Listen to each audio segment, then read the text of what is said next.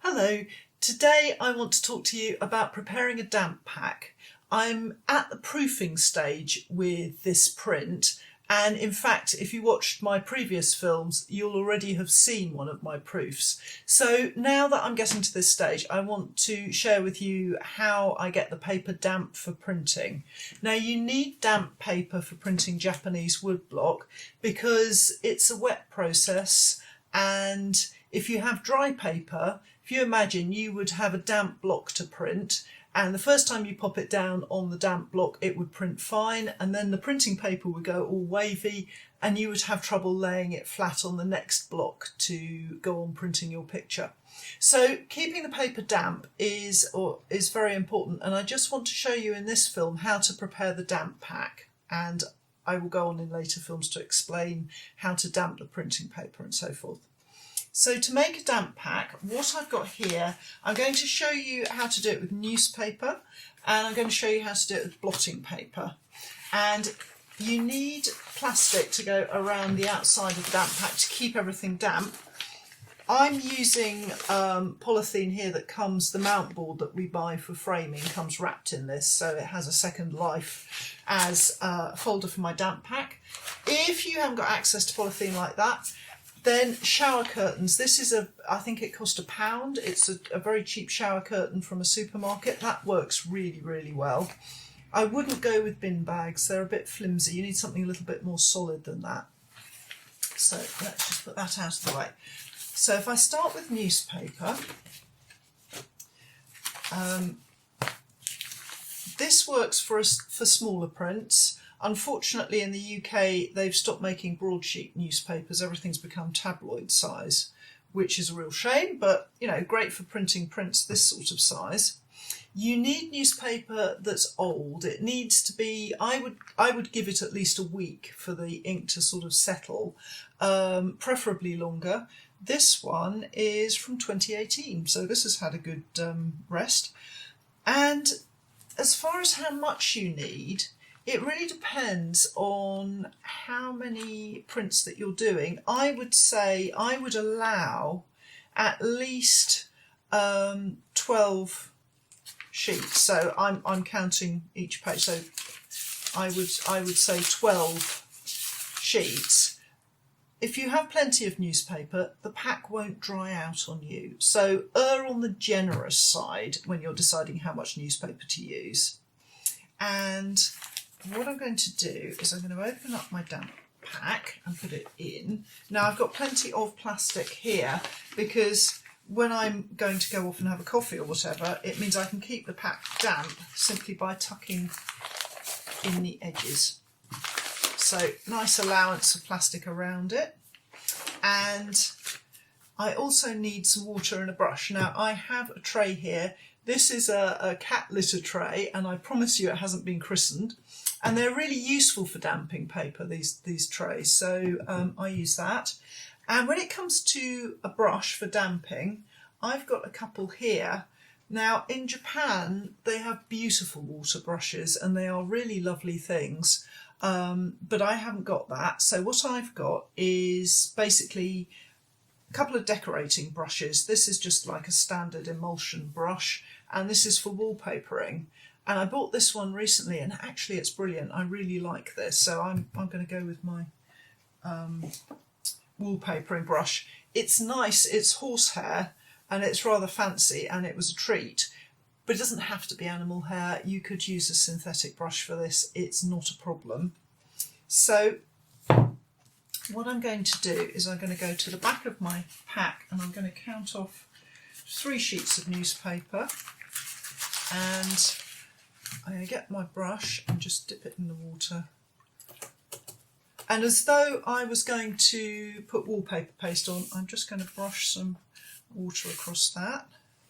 And then count another 3 sheets. And this is going to look awful at first because some bits will be wet, some bits will be dry, and it'll go all crinkly and horrible. Now, practice is the answer when you're doing this, because I can't tell you exactly how much water to put on. I can show you, but really I'll show you what it should look like in this film. But really practice is the best thing. You'll soon get a feel for how much water to apply. And I'm just working my way through the damp pack like so. So 3 pages at a time until I reach the front of the damp pack. So now I've damped all my way through to the front, I now have, as I said, a really crumply damp pack where some bits are sticking and some bits aren't. Now, if you've not seen it done with newspaper before, you're probably thinking, well, what about the type? Won't it transfer to the printing paper? The answer is no, if you are careful with it. If you put your printing paper in there and then lean on it and put weight on it, then yes, there's a danger that the type will transfer. Likewise, if you start rolling it up or anything like that. But if it's just flat and the ink has had some time to settle, it won't transfer and it works very well. So now that's ready, what I'm going to do is just fold it up, fold the plastic over, not fold the pack up, sorry. And I go and pop that under a weight. So I usually slide it under a cutting mat or something like that and leave it for half an hour or so. And in that time, the water's going to diffuse through the newspaper. And what I want is a pack where I can, whether it's damp, but I can open it up and open it leaf by leaf perfectly easily. So that's newspaper. So the other thing that you can use is blotting paper. So I've got a couple of bits here, and you can probably see that these have already seen some action. And the blotting paper is reusable to a certain extent. So in the UK, I bought this as wet strength blotting paper. I can't say it is very strong when it's wet, but that's what I bought. And I've got a couple of sheets here. Let's use the shower curtain this time as my plastic. And the approach here is a bit different because the blotting paper is much more absorbent. It's also much more stable than newspaper. It won't dry out as quickly, so it lasts in its stable damp state for longer, which is great. I started using blotting paper simply because my prints were getting to be too big for the newspaper. So I moved on to blotting paper, which comes in larger sizes. And I'm just going to show you the damping of it. So I've got 4 sheets here instead of the 12 that I showed you with the newspaper. And actually, I only ever tend to use 4 sheets because I find 4 sheets like that. I find that's plenty to make a stable damp pack for however many prints that I'm printing. So let's just open that up again. And when I come to damp this, you can immediately see, like it lives up to its name and it's very absorbent. So I don't want to totally saturate it, but I do want to make sure that it is good and damp. Again, you will get a feel for how damp. So that's the inside done, and then I can come to the outside and do the outside. Now, blotting paper has a drawback in that it's very, very easy to tear it when it's damp. Even if it says that it's wet strength, it still tears like crazy. So if I just show you. Oh, the other thing about blotting paper is it's kind of ready to go straight away. With the newspaper, we're letting it rest for the water to diffuse through. This is fine. I could go straight away with this. So, but the problem is it's also quite fragile. So when I open up the pack to get my paper out, it's very easy to just pull a piece out like so. So what I do is I put it into cloth for printing. So let me show you here. I move my water out of the way. So what I've got here is, I think this was a bit of old net curtain or something. It's a sort of cotton polyester mix. It's nothing fancy. So you can use old sheeting or old fabric. And inside I've got my blotting paper.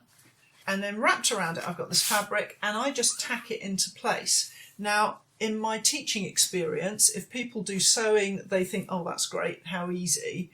And if people aren't sewers, they think, what a nightmare having to sew something into a bag each time you use it. So depends how you feel about that. I find this works really well. But what it means is that when it's damp, when you come to pick it up, you are picking up the fabric and the blotting paper doesn't tear and it lasts for a lot longer. The thing is that you need to keep an eye on the blotting paper because you don't want the blotting paper to go mouldy. In the next film, I'm going to talk to you about how long you can leave paper in the pack and all that kind of thing. But for now, what you need to do is, if you have a damp pack like this, remember that you need to take the paper out and check it at the end of the printing and make sure that you can reuse the paper and that there's no mould on it or anything like that. You need to keep an eye on it, even though it's sewn into a pack. So you can see here at the end, I've actually left this end open so that I can keep an eye on the paper. So if the idea of stitching your blotting paper into a pack each time is too horrible to contemplate, there is a sort of halfway house. So here I've got a piece of sheeting and I dipped it in my water and wrung it out, and it looks a bit grubby. This is oil-based ink and it's been washed and everything, so it's not going to come off on anything. And what you can do is get yourself a piece of fabric like so.